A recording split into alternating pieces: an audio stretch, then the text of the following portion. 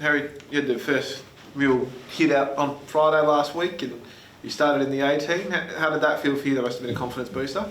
Yeah, no, it's been really good. Obviously enjoying my time here at West Coast. Only been here a short time and obviously trying to put my good foot forward. So, obviously got to start in the A's team. It's obviously pretty hard playing against each other when you sort of know each other's game plan and stuff. But, it was a good little hit out and we're looking forward to this weekend against Fremantle, some competition. Can you go through your role with me? It looked like you're playing a bit of high half forward and then moving into the midfield. Is that sort of the role you've been touted for? Yeah, definitely. I think I sort of like to sort of just play anywhere where the coach wants me to. But at the moment, like you said, sort of playing a bit of half forward, sort of that midfielder forward that can come up and play in the midfield as well. So sort of playing a bit of split minutes and a little bit out on the wing as well. So obviously we've still got 2 trial matches to go and I'm happy to play anywhere where the team needs me. So. Unfortunately, time of year, injuries seem to start creeping in. We've seen Starcevic go down again. A few of the other boys go down, Graham, Tommy Gross. How tough has that been on the group the last few days? Yeah, I think that's footy. Like, there's always going to be injuries. Unfortunately for those boys, they've just had a little niggle. I don't know too much about how long they're going to be out for, but obviously they're going to get back into rehab and get back out on the track as quick as possible. So, they'll do everything right and they'll be out there before you know it. How's Starcevic handling it? We had that ACL strain as well and now the calf niggle, just a couple of little setbacks. How's he specifically handling what's been a pretty tough first summer at the Eagles? Yeah, he's... And all reports like doing really well. I see him every day and he seems to be going really well. So obviously, injuries can be pretty frustrating but he's staying very confident. His attitude's been great and like I said, hopefully he's back out there before we know it. You have struck up a unique friendship with Harley. Can you run us through a bit of that? What's it like? What is it you and him get along so well? I think we're just pretty similar. Both country fellas. Probably both have that bit of cheekiness about us. So, I've sort of connected with him fairly quickly. He's sort of, the way I like about him, he's pretty mature. He's obviously a bit younger than me, but he's very mature and just that probably countryside. That's probably where we've connected. My relationship with him's gone pretty well so far. You've obviously seen him from the outside when you were at Adelaide. Now you're in the camp with him. What's impressed you most about him? I think just his maturity, like I said before. Obviously, he's got the talent, and we've seen it. I've seen it firsthand watching games, and now sort of got to play with him and train with him.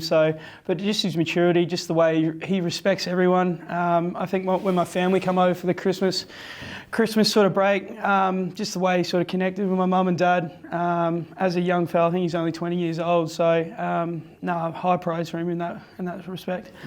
You've played with some good midfielders like Jordan Dawson and Isaac Rankin.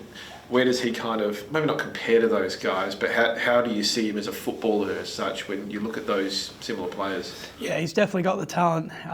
It's sort of hard to explain. Like, he's just so hard to tackle.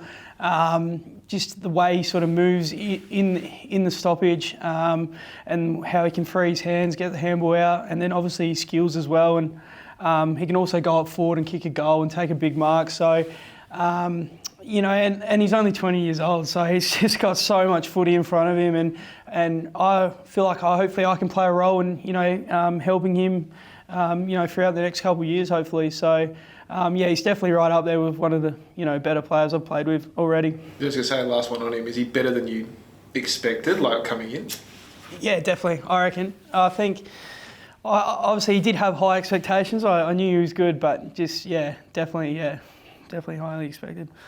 You sort of mentioned you haven't been here for too long, but what did you find the sort of key differences between Adelaide and West Coast?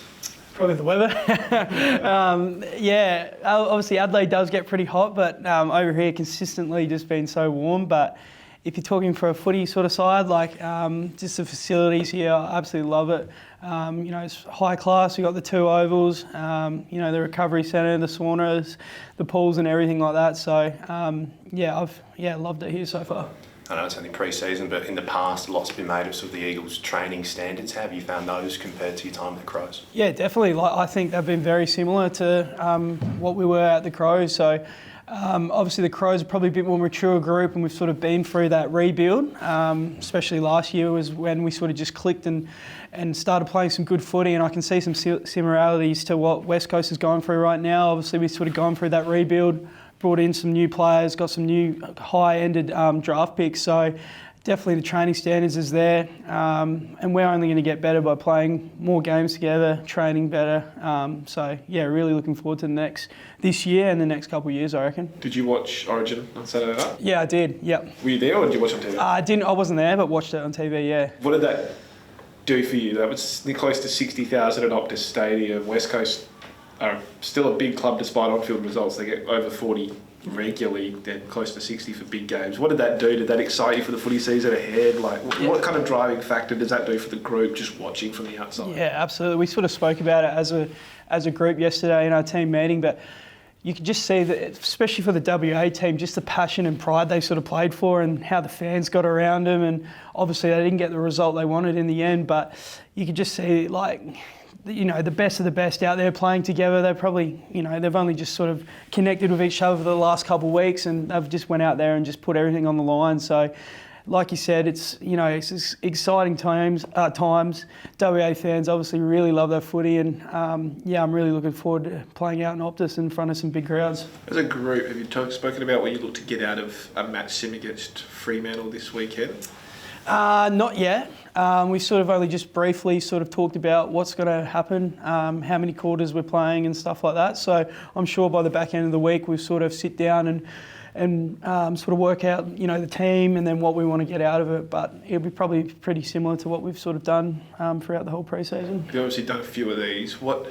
How do you go into them as a player? Because the season's so close, but we've heard other people say, if you don't go hard, you're more at risk to get injured. Like, how do you tackle this as a player in your mind, especially for someone like you who's probably on that fringe of getting into that best 23? Yeah, absolutely. I think you just got to go out and play it as any normal game, and that's sort of how I play. I can't sort of go out and play 80%. It's either 100% or nothing at all. So, like you said, we've done so much preparation throughout this pre-season, and there's no point sort of just going out and, you know, only trying 80% or whatever. So I reckon we're going to definitely come out and give it a good hard crack, obviously get our confidence up, and we want to keep getting better. So the only way to keep getting better is by playing at 100% as a team and what we've done the whole pre-season. For yourself specifically, what would a successful season look like for your first year?